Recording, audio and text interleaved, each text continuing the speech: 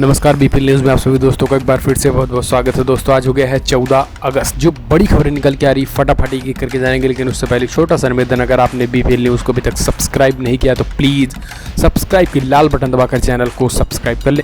पहली और अहम जो बड़ी खबर निकल के आ रही दोस्तों, वो समाजवादी पार्टी के अध्यक्ष अखिलेश यादव ने लिया है बड़ा फैसला उन लोगों के लिए जो समाजवादी पार्टी को छोड़ने का काम कर रहे हैं और जो अंदर बाहर हो रहे हैं, उन भगोड़े लोगों के लिए सपा अध्यक्ष अखिलेश यादव ने लिया है बड़ा फैसला। जी हम आपको बता दें कि लोकसभा चुनाव में गठबंधन के बावजूद हारने के बाद और अब जिस तरीके से लगातार समाजवादी पार्टी का नेताओं का भारतीय जनता पार्टी के प्रति प्रेम उमड़ पड़ा है और लगातार पार्टी छोड़ने का काम कर रहे हैं, उसके बाद समाजवादी पार्टी ने अब बड़ा फैसला लिया है। सपा ने संगठन का रिव्यू करना शुरू कर दिया है, जिसके तहत प्रदेश के 8 जिलों को छोड़कर बाकी अन्य सभी जनपदों की जिला और शहर इकाई के साथ ही सभी प्रकोष्ठों को भंग कर दिया है।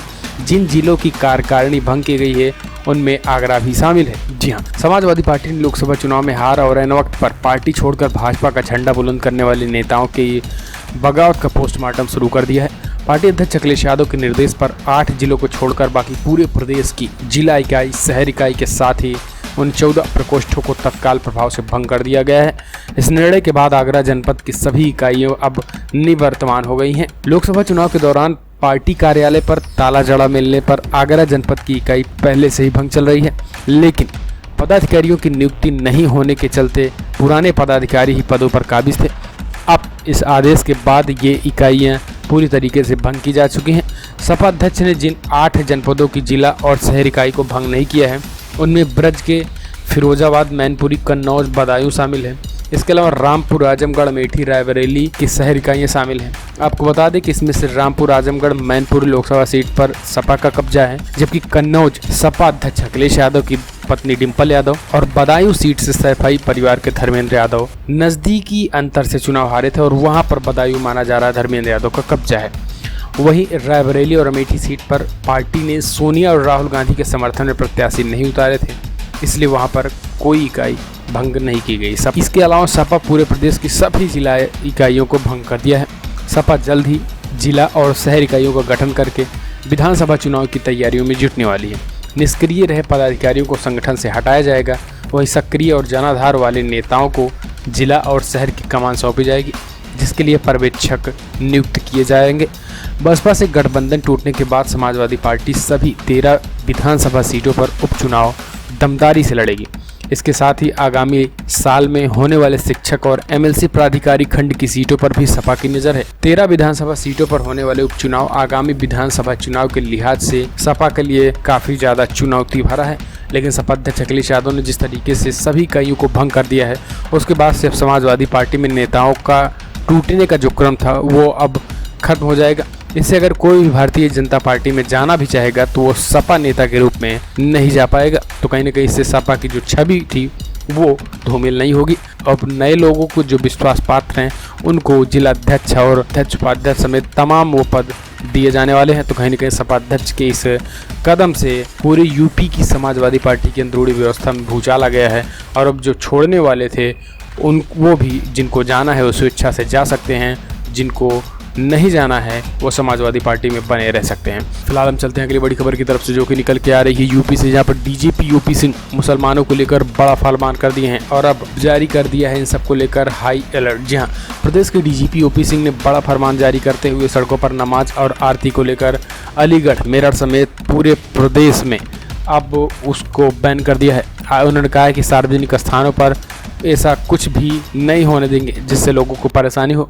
साथ ही डीजीपी ने बताया है कि स्वतंत्रता दिवस और कश्मीर के हालातों के मद्देनजर सिक्योरिटी हाई अलर्ट पर है। इसके तहत हाई रिस्क एरिया में काफ़ी ज़्यादा सघन चेकिंग वाले सामान वहाँ पर रखे जाएंगे और भीड़ भाड़ वाली जगहों पर मॉल्स, रेलवे और बस स्टेशनों पर चेकिंग के निर्देश दे दिए गए हैं। अफसरों को फुल पेट्रोलिंग के निर्देश दिए गए हैं। उन्होंने कहा कि उन्होंने कहा है कि कोई भी गड़बड़ी नहीं होनी चाहिए। बकरीद में हमने प्रतिबंधित पशुओं को कटने नहीं दिया। बकरीद और सावन का आखिरी सोमवार एक साथ पड़ना चुनौती था।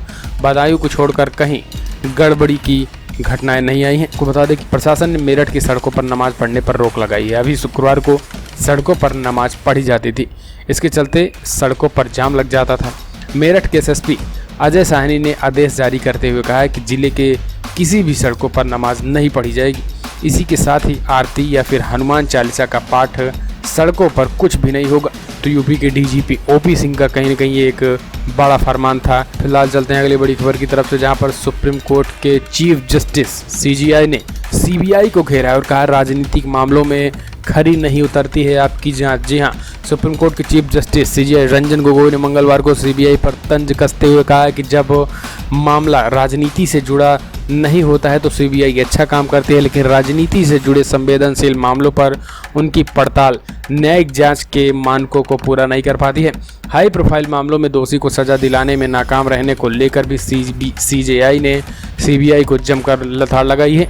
डीजीपी कोहली मेमोरियल लेक्चर के 18वें संस्करण में सीजीआई ने मंगलवार को कहा है कि सीबीआई की अपनी एक खास जगह है, लेकिन उनकी नाकामी ने ध्यान ज़्यादा खींच लिया है। चीफ जस्टिस ने सीबीआई में असमानता को लेकर भी चिंता जताई। उन्होंने कहा है कि एग्जीक्यूटिव में 15% पद खाली हैं, जबकि सीबीआई की टेक्निकल यूनिट में भी 28% पदों पर भर्तियां नहीं हुई हैं।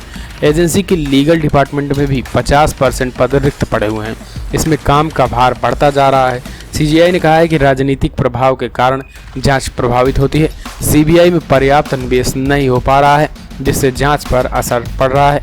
सीजीआई ने सवाल उठाते हुए कहा है कि आखिर ऐसा क्यों होता है कि जब कोई राजनीतिक प्रभाव नहीं होता है तो सीबीआई अच्छा काम करती है, जैसे ही कोई राजनीतिकरण मुद्दा होता है तो सीबीआई पर पूरी तरीके से आरोप प्रत्यारोप लगने लगते हैं। इस बात को सुधारा जाए तभी कहीं ना कहीं इस देश में संस्थाएं बच पाएंगी, वरना अगर राजनीति के गुलाम हो जाए संस्थाओं से लोगों का विश्वास उठ जाएगा। तो इस तरीके से सीजीआई ने सीबीआई को लगाई है फटकार। फिलहाल चलते हैं अगली बड़ी खबर की तरफ से, जहां पर बिहार से निकल के आ रही है और बड़ी खबर निकल के आ रही है, जहां पर कांग्रेस विधायक का बड़ा दावा। कांग्रेस और आरजेडी में सब कुछ सही नहीं चल रहा है, वहीं आरजेडी और जेडीयू में सब कुछ अब ठीक होने लगा है धीरे धीरे। जी हाँ, हम आपको बता दें कि बिहार के मुख्यमंत्री और जेडीयू नेता नीतीश कुमार विधानसभा चुनाव में भारतीय जनता पार्टी के साथ गठबंधन में चुनाव नहीं लड़ेंगे, ये कहना है बिहार के बक्सर से कांग्रेस विधायक मुन्ना तिवारी का। उन्होंने कहा कि पार्टी के अलावा आरजेडी से भी बड़ी टूट का दावा किया जा रहा है। विधायक तिवारी ने कहा कि कांग्रेस और आरएलडी में बड़ी टूट के बाद जो समीकरण बनेगा उसका मुख्यमंत्री चेहरा नीतीश कुमार होंगे। वैसे बिहार में बीजेपी और जेडीयू गठबंधन की सरकार चल रही है और दोनों पार्टियों ने एलजेपी के साथ मिलकर 2020 का विधानसभा चुनाव लड़ने का ऐलान भी कर दिया है। जेडीयू ने अपने राष्ट्रीय कार्यकारिणी की बैठक में फैसला किया है कि आगामी विधानसभा का चुनाव बीजेपी के साथ नीतीश कुमार के नेतृत्व में मिलकर लड़ेंगे, लेकिन बक्सर की कांग्रेस विधायक मुन्ना तिवारी के इस दावे की वजह से बिहार की राजनीति गरमाने की पूरा आशंका है। खुद विधायक ने दावा किया है कि कांग्रेस में बड़ी टूट होती दिख रही है, जबकि नेतृत्व विहीन आरजेडी को लेकर ये पहले से कयास लगाए जा रहे हैं कि पार्टी के अधिकतर विधायक अपनी नई जमीन तलाशने में लगे हैं। विधायक ने दावा किया है कि उनके पास पुख्ता जानकारी है कि आरजेडी और कांग्रेस के विधायक लगातार नीतीश कुमार के संपर्क में हैं। ऐसे में इन पार्टियों में टूट की 100% संभावना है। बिहार में भले जेडीयू और बीजेपी साथ साथ सरकार चला रहे हों, लेकिन उनकी विचारधाराओं में काफ़ी अंतर है। कुछ मुद्दों पर तो पार्टी की राय जग जाहिर है, चाहे वो 3 तलाक का मामला हो या फिर जम्मू कश्मीर में अनुच्छेद 370 हटाने का विरोध। जेडीयू ने संसद में इस मुद्दे पर बीजेपी का साथ न देकर उनका बहिष्कार किया था। हालांकि बाद में पार्टी के राष्ट्रीय महासचिव आरपी सिंह ने कहा है कि संसद में कानून पारित होने के बाद उनकी पार्टी उनका सम्मान करती है, लेकिन अब 2020 के चुनाव में जेडीयू और एलजेपी के साथ मिलकर लड़ेगी और मुख्यमंत्री का चेहरा नीतीश कुमार ही होंगे, ये बीजेपी का कहना है। लेकिन जो कांग्रेस ने सुगबुगाहट दी है उससे कहीं ना कहीं राजनीति पलटती हुई दिखाई दे रही है और बीजेपी और नीतीश कुमार बीजेपी से निकलते हुए दिखाई दे रहे हैं और फिर से आरजेडी के साथ जाने को तैयार माने जा रहे हैं। फिलहाल राजनीति है, राजनीति में कुछ भी संभव है। हम चलते हैं अगली बड़ी खबर की तरफ से, जो कि निकल के आ रही है। अनुच्छेद 370 पर सोनभद्र पहुंची प्रियंका गांधी ने भड़क गई। उन्होंने कहा कि हटाने का तरीका पूरी तरीके से गलत था, असंवैधानिक था। किसी भी राजनीतिक दलों को बताया नहीं गया। 370 हटाने के पहले किसी से सलाह नहीं हुई है, अपोजिशन के साथ बैठक नहीं हुई है, जम्मू कश्मीर के लोगों के साथ बात नहीं हुई है, वहाँ के नेताओं को साथ भी बात नहीं हुई है, तो ये पूरी तरीके से असंवैधानिक है।